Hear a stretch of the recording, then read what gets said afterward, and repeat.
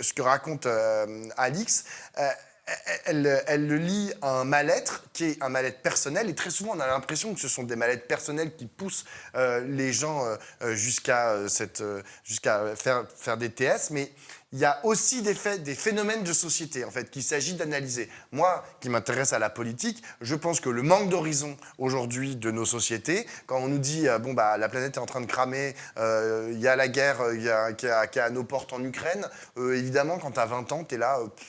Genre, c'est compliqué, tu vois, de pouvoir te projeter oui, voilà. et d'imaginer si en plus tu viens de perdre ton ou ta petite amie et que bah, t'es pas très bon à l'école, genre je sais pas quoi.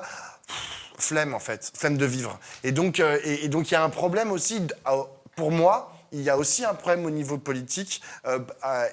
Quand je dis politique, ça veut dire genre collectivement. Où est-ce qu'on va collectivement, tu vois? Est-ce qu'on s'aime collectivement? Alors là où c'est très intéressant, c'est que justement, souvent, c'est corrélé à une situation plutôt confortable. Par exemple, si vous regardez les statistiques au niveau des pays, c'est les pays dits les plus développés et qui ont les situations socio-économiques, politiques, tu vois, par exemple, les pays scandinaves qui s'en sortent très très bien au niveau sociétal, politique, etc.